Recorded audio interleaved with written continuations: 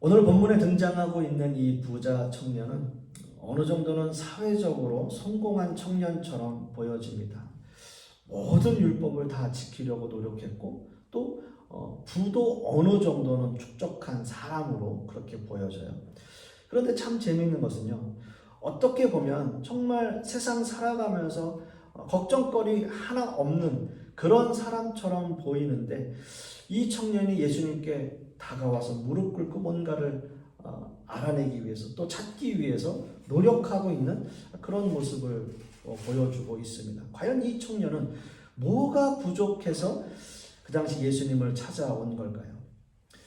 아니면 한번 이렇게 질문 한번 드려볼까요? 만일 저와 여러분들이 이 청년하고 똑같은 입장이에요. 뭐 먹고 사는데 문제 없고 물질적으로 부유하고 사회적으로도 어느 정도 명예가 있고 이렇게 성공한 그런 삶을 사고 있다면 우리는 예수님께 뭔가를 여쭤볼 게 과연 있을까라는 생각을 한번 해보게 됩니다. 돈도 있고 명예도 있고 사회적으로도 어느 정도 성공했다면 그렇게 뭔가 아쉬울 건 없는 인생이 아닌가, 그런 생각이 들게 되는 거죠. 그래서 또 한편으로 이렇게 생각해 보면 이렇게 이런 부러운 마음이 들죠. 제가 예시를 들긴 했지만 그 청년처럼 나도 그 정도 뭐 부도 있고 명예도 있고 그렇게 살면 참 좋겠다. 노후 걱정 없이 살았으면 좋겠다.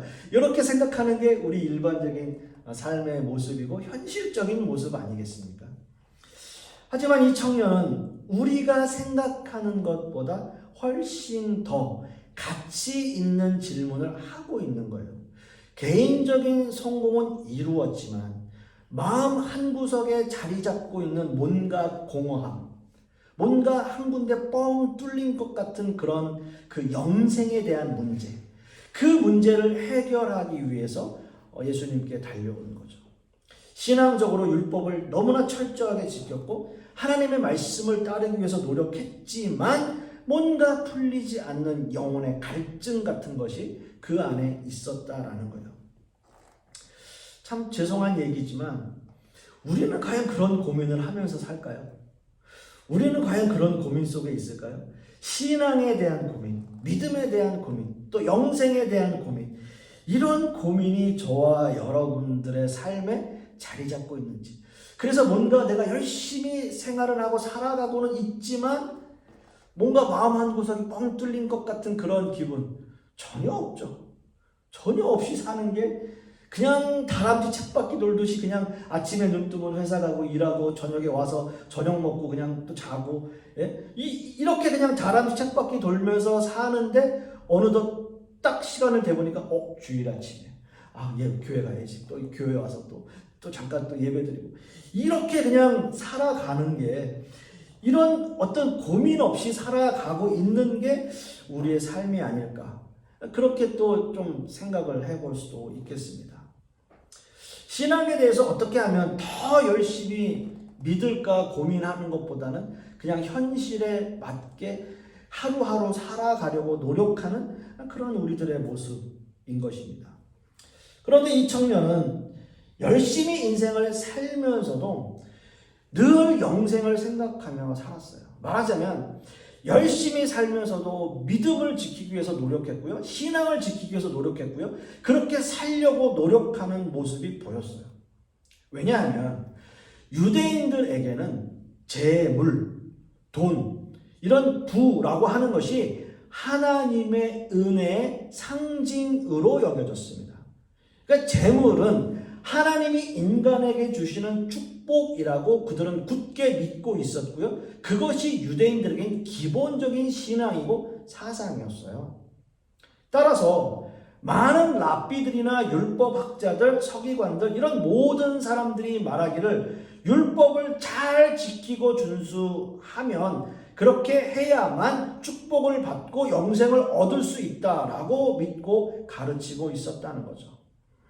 그러나 그럼에도 불구하고 자신이 그렇게 열심히 인생을 살아왔음에도 불구하고 이 청년은 예수님께 달려가고 있는 거예요.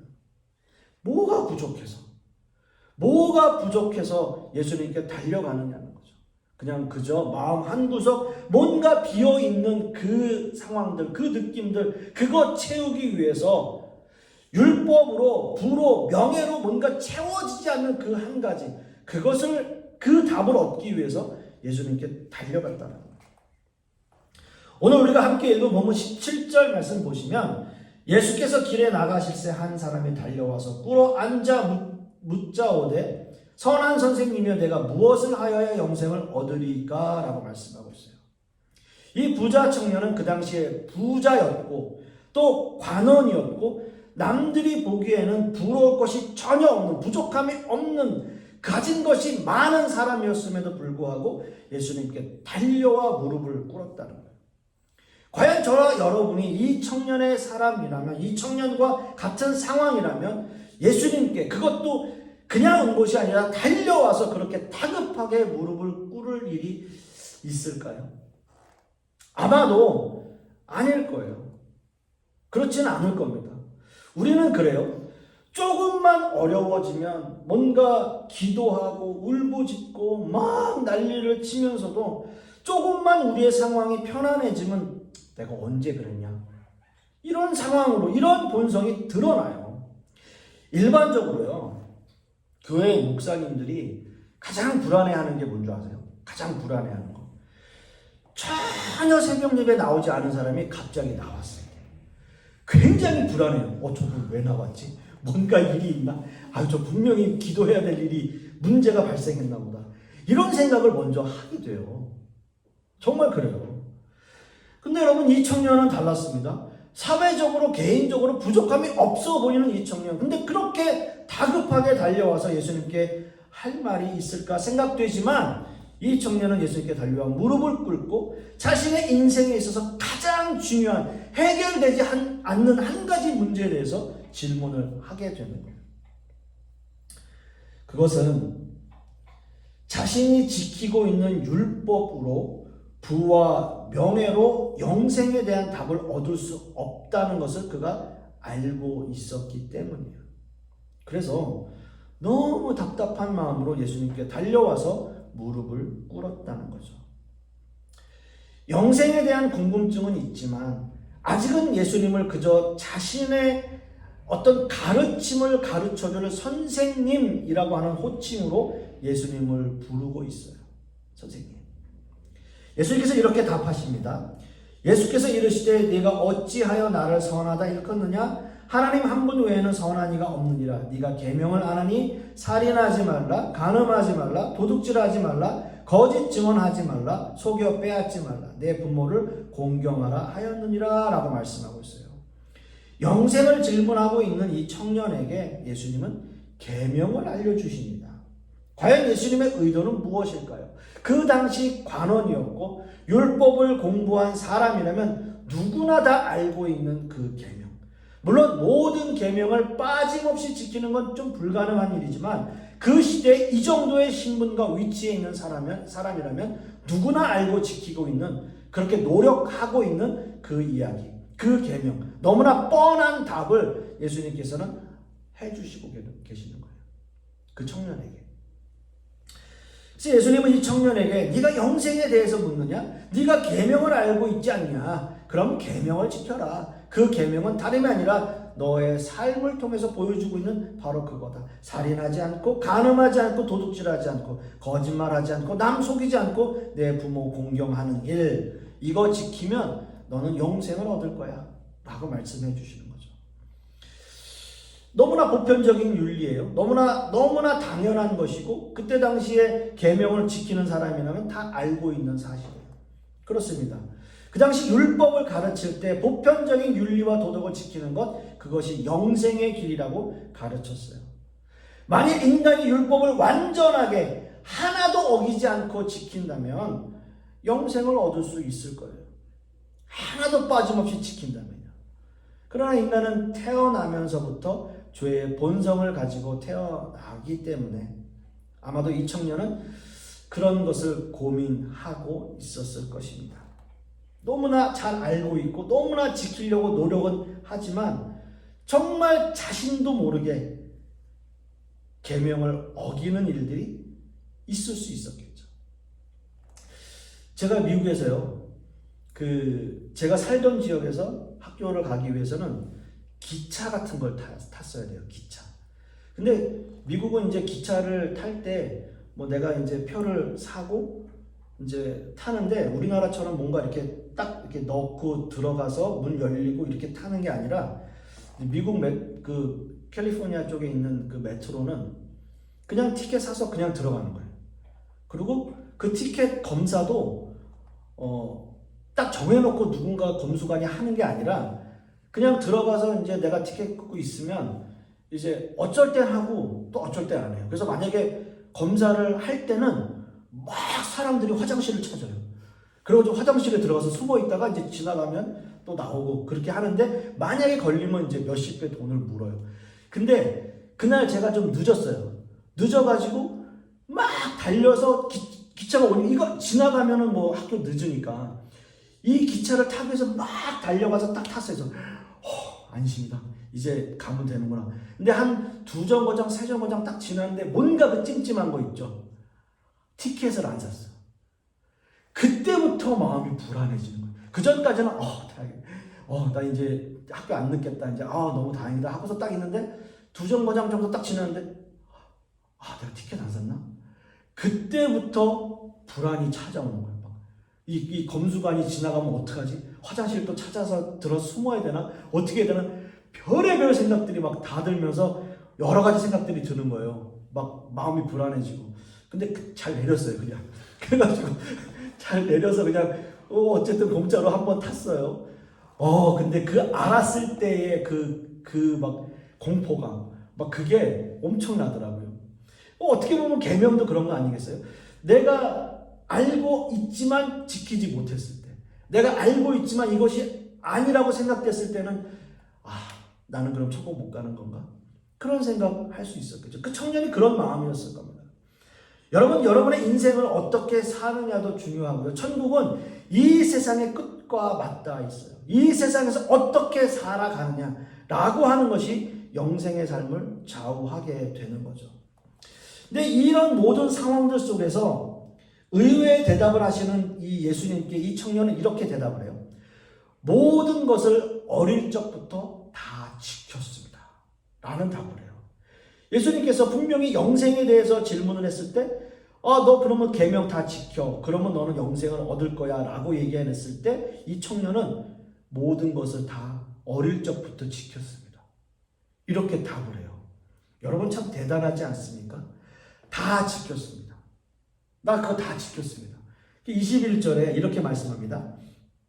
예수께서 그를 보시고 사랑하사 이르시되, 다 지켰다고 얘기하니까 사랑하사 이르시되 네게 아직도 한 가지 부족한 것이 있으니 가서 네게 있는 것을 다 팔아 가난한 자들에게 주라. 그리하면 하늘에서 보화가 네게 있으리라. 그리고 와서 나를 따르라 하시니, 그 모든 재산을 팔아서 가난한 사람들에게 주라. 그 물질이 필요한 사람들에게 주라. 그 답을 하시고 나를 따르라고 얘기해요. 나를 따르라고. 예수님께서 청년을 바라보시는 그 눈빛이 여러분 한번 상상해 보세요. 그를 보시고 사랑하사. 어떤 눈빛이었을까요? 요놈 봐라. 다 지켰다고? 괘씸한데? 그런 눈빛이었을까요? 아니에요. 어릴 때부터 그것을 지키려고 노력하는 그 청년의 모습이, 물론 당연히 인간이니까 완벽할 수는 없겠죠. 하지만 그가 그렇게 노력하며 그의 인생을 지금까지 살아왔구나. 어릴 때부터 그걸 지키려고 노력했구나. 너무나 여러분 대견하지 않았겠어요? 대견한 마음이었겠죠. 우리도 애기 점점 자라가면서 애기 보면은 대견하잖아요. 막 한 발 한 발 걸을 때, 애기 처음 막 아장아장 걷기 시작할 때 넘어지지 않으려고 막 노력하는 그 모습만 봐도 얼마나 대견해요. 근데 예수님 그 눈빛이었을까요? 그 청년을 사랑하는 그 눈빛 아니었을까요? 저와 여러분은 이 청년처럼 예수님에게 정말 당당하게 이렇게 말할 수 있나요? 저 다 지켰습니다. 저 여태까지 예수님께서 저한테 말씀하신 거 다 지키며 살았습니다. 그렇게 살려고 엄청 노력했어요. 이렇게 이 청년처럼 대답할 수 있을까? 여러 가지로 우리는 부족한 게 참 많을 것 같습니다. 한번 이렇게 생각해 보십시오. 정말 예수님이 원하시는 영생의 길이 모든 재산을 팔고 예수님을 따르는 길이었을까요? 여러분, 이런 성경 구절 때문에 사이비 종파가 생기고요. 참 재산을 다 헌납하고 공동생활하면서 이상한 신앙 가지는 사람들이 참 많아요. 또 이런 말씀은요. 신자는 가난해야 되고 부가 마치 악의 상징처럼 돼버리는 경우도 참 많아요. 예수님이 청년에게 원하는 것은 그게 아니에요. 예수님은 아셨어요. 이 청년이 어떤 삶을 살아왔고 얼마나 노력하며 살았는지 아셨습니다. 다만 한 가지 부족한 것은 모든 일에 있어서 삶의 우선순위였어요. 우선순위. 율법도 다 지키고 열심히 지키려고 노력했고 열심히 부도 축적하고 사회적으로 성공하고 있었지만 삶의 우선순위가 신앙과 믿음이 아니었다는 거예요. 그것은 바로 마지막 절을 보면 알 수 있는데요. 마지막 23절 말씀 보시면 그 사람은 재물이 많은 고로 이 말씀으로 인하여 슬픈 기색을 띠고 근심하며 가니라 라고 말씀하고 있어요. 그렇습니다. 이 청년에게 제일 가치 있는 삶은 재물이었어요. 예수님은 그걸 아셨습니다. 당연하죠. 그 당시 사회 통념상 부자가 되어야 하나님의 축복을 받은 사람으로 여겨졌기 때문이에요. 즉 하나님의 축복을 받기 위해 부를 축적할 수밖에 없었다. 즉 삶의 우선순위가 하나님이 아니라 물질에 있었다는 얘기예요. 그래서 본문에 재물이 많은 고로 라고 기록하고 있어요. 재물이 많은 고로. 오늘의 본문은 재물이 신앙에 어떤 영향을 주는지 말하고 있는 것이 아니라 돈, 명예, 권력 이 모든 것이 인생에 가치 있는 것들이에요. 하지만 중요한 것은 어디에 더 가치를 두고 어디에 우선순위를 두고 사느냐라고 하는 것이 더 중요하다고요. 사랑하는 성도 여러분, 이 시대를 보면 예수님을 찾아온 청년의 모습 같은 신앙인들이 너무나 많죠. 겉으로 보기에는 신앙심이 있어 보여요. 영생을 갈구하고 있어요. 하지만 자신의 것 하나도 내려놓지 않으면서 믿음 외치고 있는 사람들이 너무나 많아요. 삶의 우선순위에 믿음과 신앙은 첫 번째가 아니에요. 하나님이 여러분들에게 모든 소유를 팔아 교회를 섬기라고 하지 않으셨습니다. 오늘 말씀을 그런 식으로 해석하면 그건 성경에 대한 오해예요. 모든 사람들이 예수님의 제자가 되어야 된다라고 하지 않으십니다. 그렇지 않아요. 성경에는 이 청년처럼 예수님을 만나고 변화되고 자신의 재물로 어려운 사람들에게 나누어지고 자신이 부당하게 축적한 재물을 4배로 갚은 사람이 있어요. 바로 삭개오 같은 사람이에요. 삭개오나 청년 둘 다 부자였고 둘 다 예수님을 만난 사람이었습니다. 그러나 예수님을 만나고 난 이후에 두 사람의 모습은 완전히 달랐어요.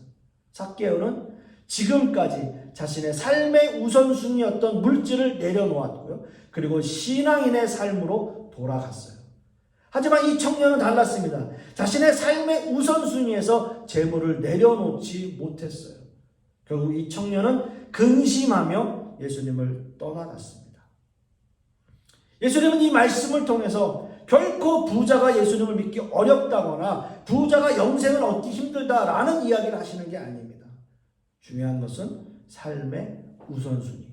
나는 어디에 내 삶의 가치를 두고 사는가라고 하는 거예요. 말씀을 맺습니다. 제가 미국에서 졸업한 아주사 신학교라고 하는 그 신학교의 모토는 God first, 하나님 먼저 라고 하는 것이 모토예요. 모든 면에 있어서 하나님 먼저, 하나님 먼저. 오늘 말씀을 통해서 저와 여러분의 삶에서 하나님이 먼저이고 하나님이 첫 번째가 되는 신앙을 소유하는 저와 여러분들이 되실 수 있기를 바랍니다. 예수님은 그 청년을 사랑의 눈빛으로 바라보셨고요. 하지만 그 청년은 근심에 잠긴 얼굴로 예수님을 떠났어요. 이 말씀이 우리에게 주는 의미는 너무나 큽니다. 무엇이 여러분의 삶에 가치가 있는지, 또 어떤 삶이 어떻게 삶의 우선순위를 믿음과 신앙으로 지켜가는지 늘 고민하고 또 그렇게 되기를 소망하면서 살아가시는 저와 여러분들이 되실 수 있기를 간절히 소망합니다. 기도하겠습니다. 아버지 하나님, 오늘 이 부자 청년의 말씀을 통해서 우리가 주님 앞에 간절한 마음으로 기도하는 것은 우리의 삶의 우선순위를 어디에 두고 사는가, 그리고 또 내 삶은 어디에 가치를 두고 사는가 늘 생각하고 고민하며 우리의 신앙생활을 이루어가는 우리 성도님들 되게 하여 주시옵소서. 이 모든 말씀 우리 주 예수 그리스도의 이름으로 기도하고, 이제는 우리 주 예수 그리스도의 은혜와 아버지 하나님의 극진하신 사랑과 성령님의 내주 교통하심이 오늘 말씀을 통해서 믿음과 신앙에 내 삶의 가치를 두고 살기를 소망하는 우리 하나님의 백성들 머리 위에, 그 자녀들 위에, 그 사업과 직장 위에, 그리고 우리 풍요로운 교회 위에 이제부터 영원토록 함께 있을지어다. 아멘.